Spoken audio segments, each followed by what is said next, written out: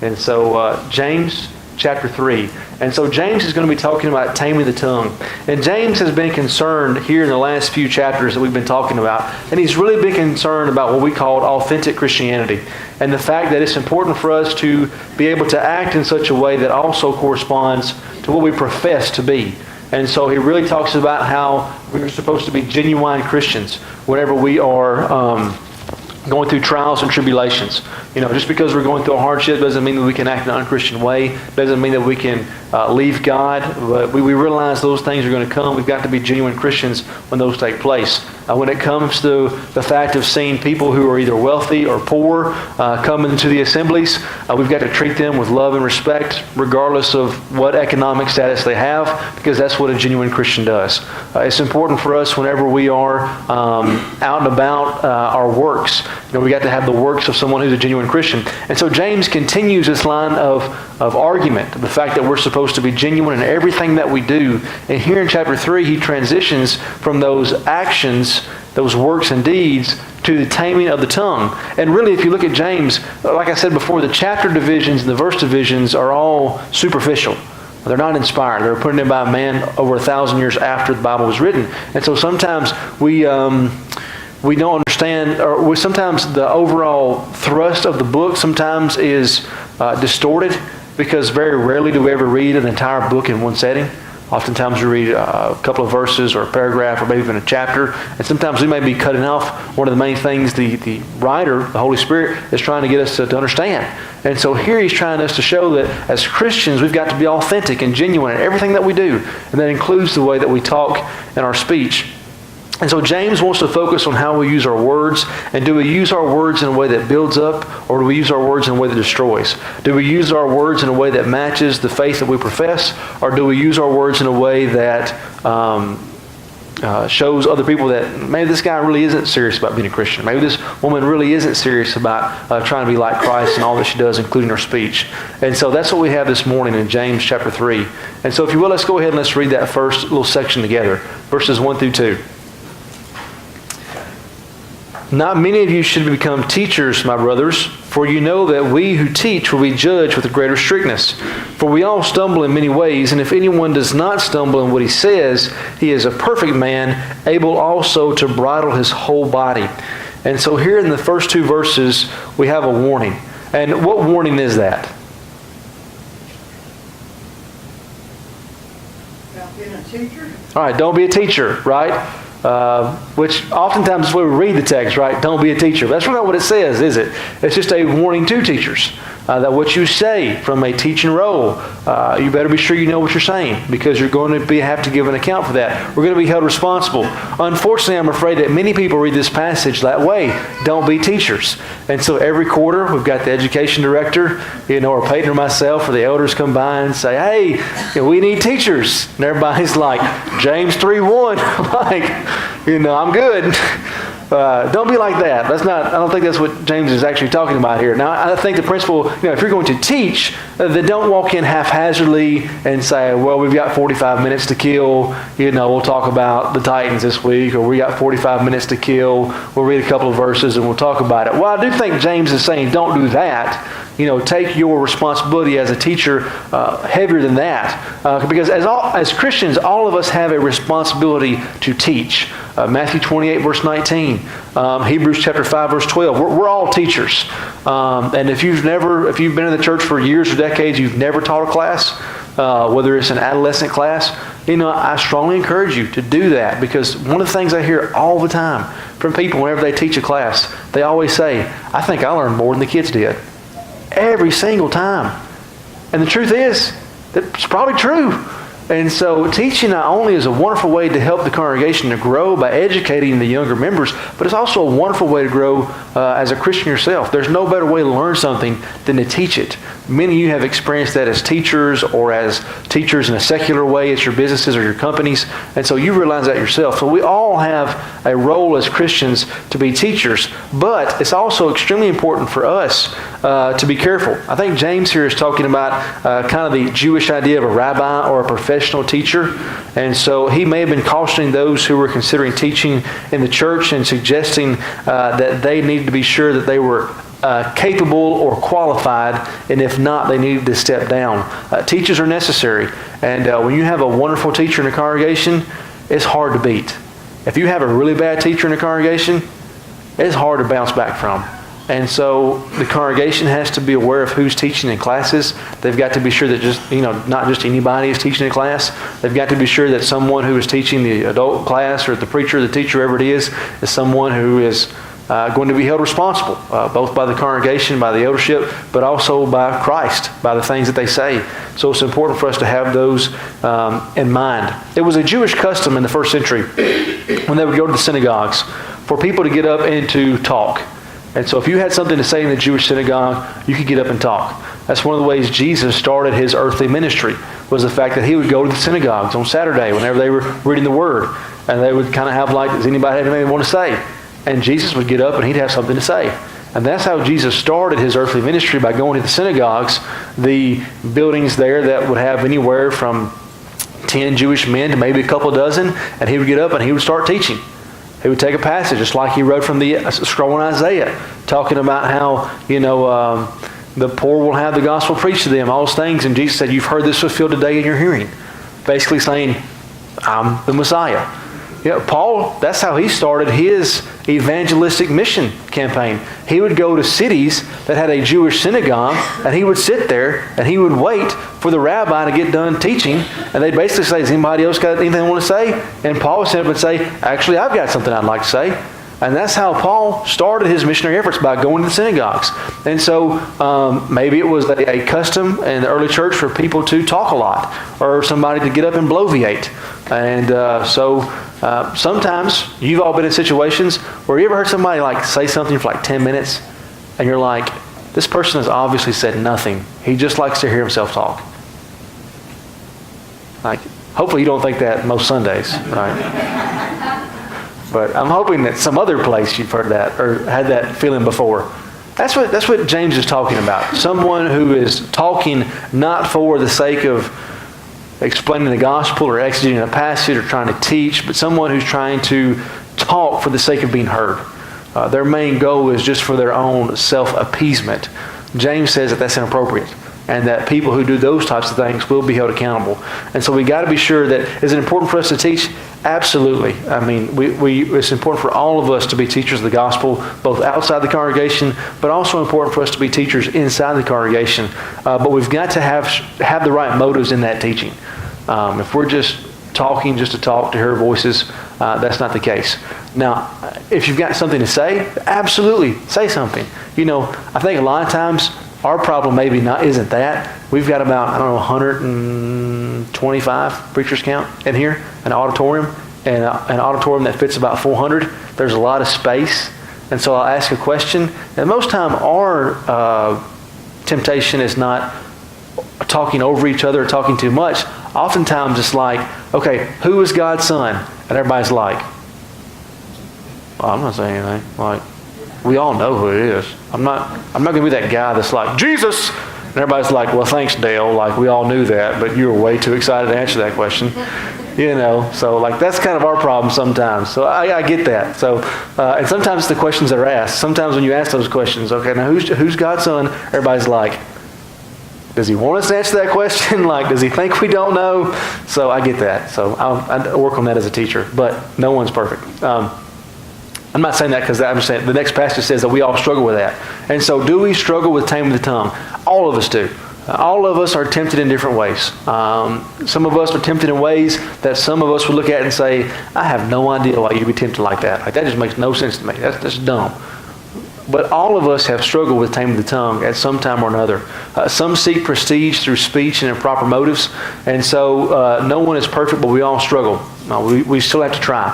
And so James, pretty much, the reason why James is using the taming of the tongue, and he starts this out with a warning about teachers, but he goes on to encompass all types of things about our speech, is because how many of us, this is one of those ones where I want you to kind of give feedback, right? How many of us have said something we immediately regretted?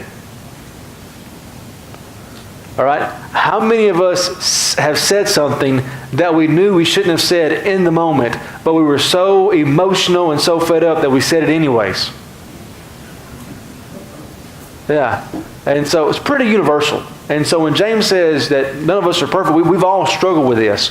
And so this is one of those interesting sins where we all struggle with it. We've pretty much all have been in a situation where we have left the tongue untamed and then to deal with the consequences because of those things. And so then he talks about the power of the tongue. Let's look at verses 3 through 8. If we put bits into the mouths of horses so they obey us, we guide their whole bodies as well. Look at the ships also, though they are so large and are driven by strong winds, they are guided by a very small rudder wherever the wheel of the pilot directs. So also is the tongue a small member, yet it boasts of great things. How great a forest is set ablaze by such a small fire. And the tongue is a fire, a world of unrighteousness. The tongue is set among our members, staining the whole body, setting on fire the entire course of life, and set on fire by hell. For every kind of beast and every bird, every reptile and sea creature can be tamed and has been tamed by mankind, but no human being can tame the tongue. It is a restless evil full of deadly poison. And so here James stresses the idea that it is small but extremely powerful. And he gives us the illustrations here of a bit. And so I know many of you in the congregation are big horse people. You like horses. Horses are big and intimidating. I mean, they're just, I was, watching from the John Wilson, Ken Burns, Wild West. So I watched that on the treadmill now from your recommendation. It's pretty good. But it talked about how when the horses first came to the United States, the Native Americans were just deathly afraid of these horses. I mean, can you imagine, and for you horse people maybe it doesn't make any sense, but imagine being like in a world where you've never seen a horse. And then you're like, somebody rides a horse right up to you. Like, that'd be scary for me. I mean, think how scary these individuals were, and yet they can be controlled by Janaes are big into horses. And they had a picture on Facebook. It was adorable. They had Jagger on the back of a pony. And it was awesome. He was in like a white button-up shirt and cowboy boots, and he had like his cowboy hat like this. It was awesome. But if you put Jagger, I mean, I wouldn't because I'm a scaredy cat. But if you put it on the back of a horse, a well-trained horse, you could have a 25-pound, 30-pound infant or young child tell a horse where to go. I mean, that's amazing because that small bit. I mean, you talk about a piece of metal that weighs about 3 to 5 pounds, and you can lead something that's worth 1,200 pounds. It's incredible. Many of you have seen pictures of ships and the small rudders. And you think, I mean, the small rudder can move a massive ship like a cruise ship. And it may not only be, 30 feet tall, which is large, but not for the size of a cruise ship. It's amazing how small those things are. Any of you ever had relationships in your family destroyed over something somebody said? I have. Anybody know people who have not talked to each other in years or decades because somebody said something to somebody? Yeah. I mean, we're talking about friendships that have been, for years, decades, lifetimes, siblings. Won't speak because of something somebody said. And so I don't think, James is using two illustrations, but I don't think he's using hyperbole here because, the tongue, wars have been started, millions of people have been killed over things that people have said. And so it's incredible. And so for us as Christians, we ought to take what we say very seriously. We should be sure that our speeches, as Christ said, seasoned with salt.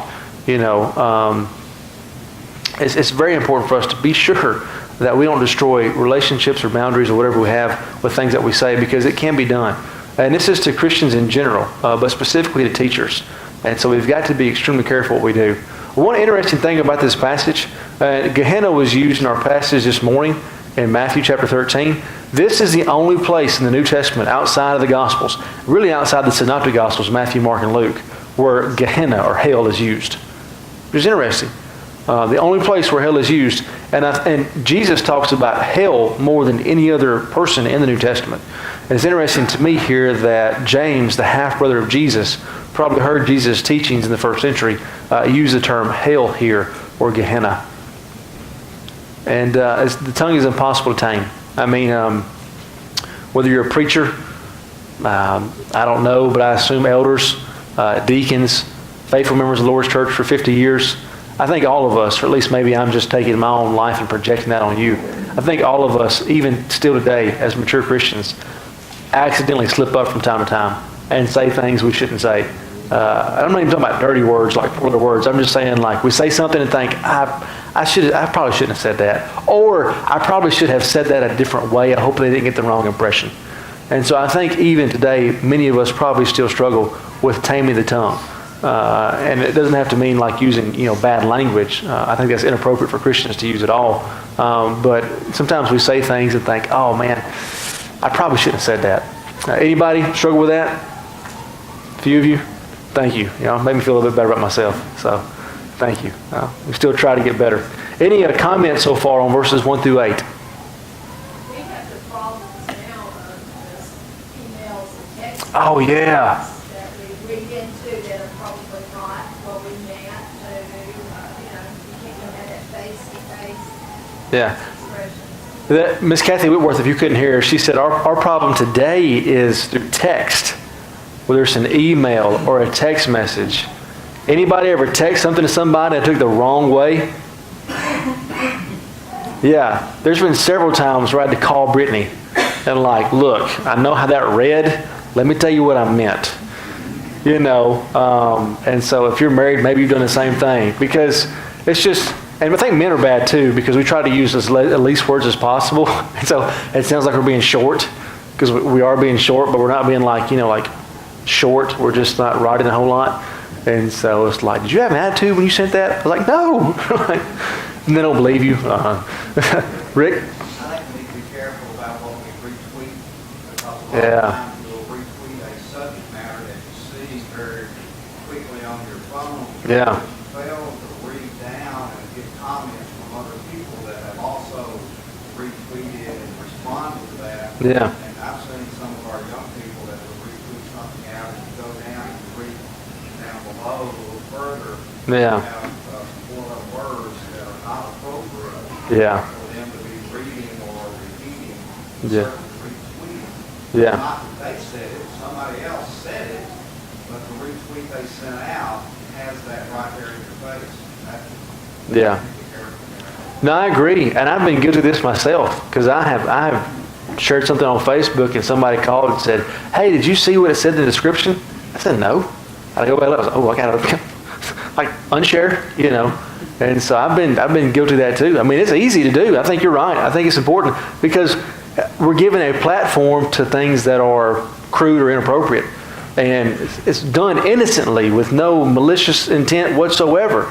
But we've got to be careful, Or sometimes, people and or sometimes people will share things, and sometimes it's even like not as concealed as that. Like they'll share something and they'll have something like the title or like the video itself, and you're like, oh my goodness. Like, just because you're not saying it doesn't mean you should you should share it or like it or post it or whatever it is. And so no, I think you're right, One thing I never understood either is the fact that people will like curse if they quote somebody. Like, I don't understand that either. Like sometimes they're like, well, I didn't say it, but they said this. It's like, well, you just said it. No, I didn't say it. They said it. I'm just telling you what they said. I was like, well, can't you like stop or pause? Like they were like, oh man, blank or 4-letter word. And they're just like, no, I didn't say that. It's like, no, you just said it. I'm like, no, it wasn't me. It was him. I'm just quoting. So I don't really understand that one either. That's just me. Sorry. Great comments. Any other comments on these? Yes, Jim. I think my biggest thing, we go back into the world, especially at work, you call up an idle gossip. Yeah. Innocently, just, I don't know how it happens sometimes, just get pulled into it. Oh, it's tough. I mean, it's tough. I mean, Paul warns us about gossiping, right? And it is tough. And it's hard because sometimes you can be having just an average conversation with somebody and it just gets inserted in, and it's tough. I mean, gossip is such an interesting thing because it's a temptation because there's this power we have with secrets. Like if we feel like we have a secret, we have like some sort of like power over someone else. Even if they don't know, they know that we know that we know. And since we know that we know, we feel like we know. You know what I mean? Like it's weird. Like, but I'm serious. I mean, it's like, there was a psychologist one time. He was talking about the power of gossip and this idea of like having power over someone else. And it it was kind of weird, but it made sense to me. And I think that it's one of the reasons why it's so attractive, because it feels like we're gaining something by listening or inserting it, or like, my sweet grandmother, she doesn't have YouTube, so I can say this, I'm like, Grandma, I think that's a guy. She's like, I'm just telling the truth, honey. We're just telling the truth, It's like, I don't know, So, I guess if you tell the truth, it's all right. I don't know. So, according to her, any other comments, Brother Charles? When I used to teach, we'd give kids write-offs for saying bad words and things. Yeah. I had a parent one time, he was a judge, but crazy. But his kid said some very bad words. So he came in and I had a meeting with him. He said, I'm going to make him write that 300 times. I will not say so and so and thing. And I said, that will not help at all. You're giving that thing. Oh no, I'm going to make him do it. And I said, well, that's between you and him. But you tell him, say that stuff. Yeah. Well, it's interesting, and I mean, you could use this with anything, but it's interesting over the last 30 years, 40 years, what has become mainstream in common day speech as composed what has it been. I know you're saying, Isaac, you're not even, you weren't even here at that time. Well, I watch movies, but what you can get away with on like nighttime sitcoms versus what you can get away with now lets you know what is quote unquote socially acceptable. You would not see an openly homosexual couple at a major 1970s, show, because that was not really socially acceptable. Now you can't have one on ABC unless you got one somewhere. Because it's socially acceptable, and they want to establish that as the norm of American society. And so so you can see how much society has changed, what the norm is based upon what they can put on nighttime television. And you can see, the words they use in television shows, I'm not even talking about, cable or whatever. I'm talking about primetime, major networks, compared to, 20 years ago. It's a big difference. And so our speech as a culture, as a nation, has gotten a lot more vulgar and crude in the last 30 years than I think it was at one time. I think romanticism has a part of it, but I feel like, if you saw somebody, just cursing up a storm in the 1960s, you'd be like, well, that's not very, gentleman. It's not a gentleman over there. And now we have this idea, unless you cuss, you're not upset enough. It's like, well, forgive me, I was just really upset, and they needed to know I was upset. It's like, what? You can't convey that without some other, words being used. So, I don't know. Any other questions or comments? Great additions.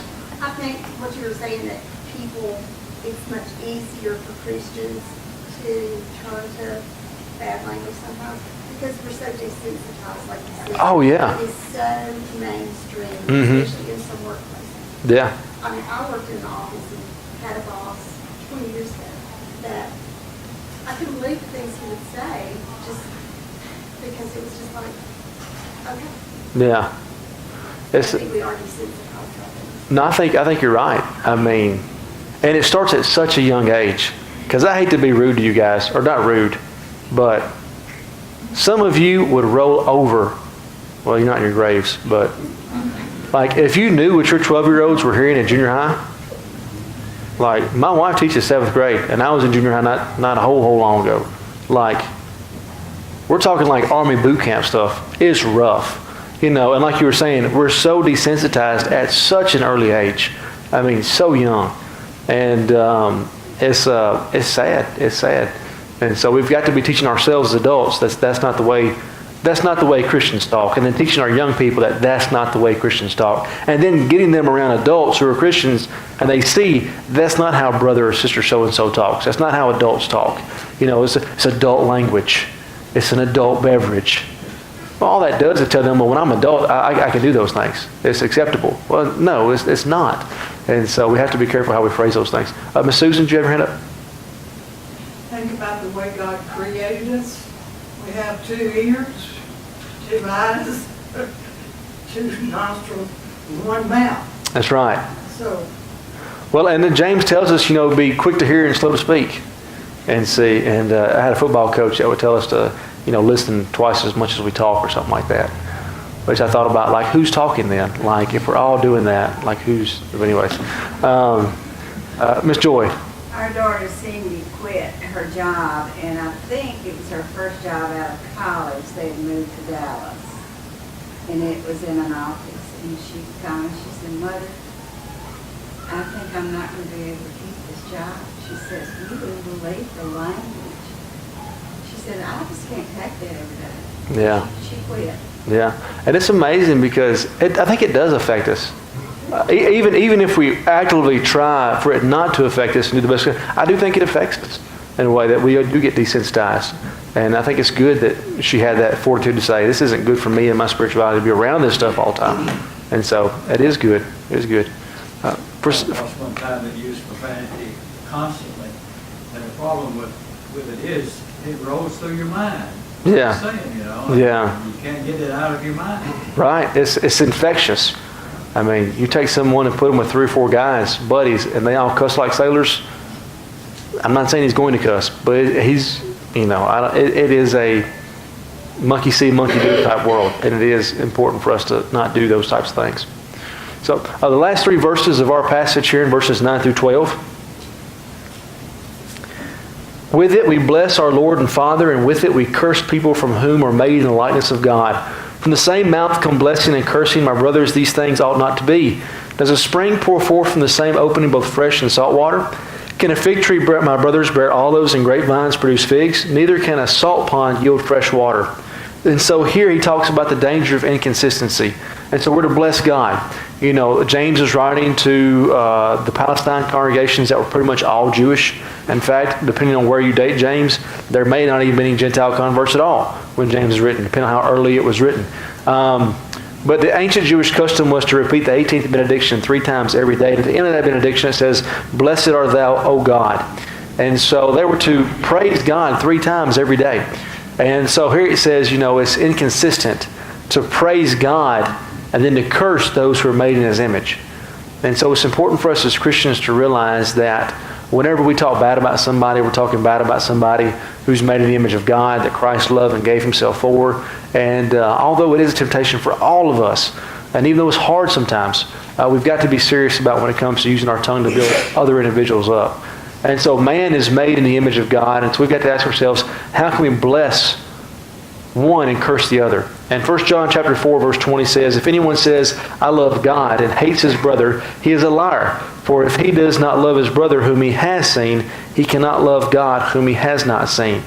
And so it's important for us as Christians to be sure that we're using our tongues to build each other up and not break each other down. And Jesus uses a similar illustration. We talked about the similarities between Matthew, especially Matthew chapter 7 and James chapter 2. But here it's even more evident, I think, in James chapter 3 and Matthew 7, 16 through 19, because James pretty much uses some of the exact same illustrations that Jesus uses. And so here in Matthew 7, 16 through 19, Jesus says, "You recognize them by their fruits. Are grapes gathered from thorn bushes, or figs from thistles? So every healthy tree bears good fruit, and a diseased tree bears bad fruit. A healthy tree cannot bear bad fruit, nor a diseased tree bear good fruit. Every tree that does not bear good fruit is cut down and thrown into the fire." And so as Christians, we ought to show grace and love through our speech. And it's important for us to do that. That's hard sometimes. I was talking with a friend of mine, and he was talking about working with the public. And he said, "Man, if you want to lose your faith in humanity, get a job where you have to work with people." I was like, yeah, I bet that'd be hard. I'm thinking, I'm a preacher, man. What are you talking about? But sometimes it's temptation. And so it's important for us as Christians to realize that yes, people's lives are messy, and yes, they do things that make you mad or upset, but at the same time, Christ loved them and died for them, and we've got to do the same thing. And so it's easy for us, but it's also very important for us to be sure that we keep our tongues in check, if you will.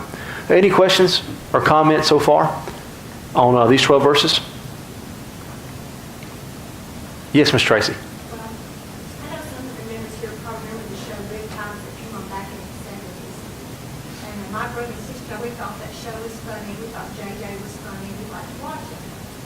Well, not every show, but every once in a while the daddy would say, "The D-word." I'm like, well, somebody say it. Yeah. Yeah. My mother, she banned us from Good Times. And we said, "Well, Mama, we won't say that word. We won't say Well, she said, you're not going to say it, you're not going to hear it. Yeah. Of course, by today's standards, good times is not like Andy Griffith now. Oh yeah, it'd be super clean. It'd be like the cleanest show on TV. Because they were married families, how they raised their children. Yeah.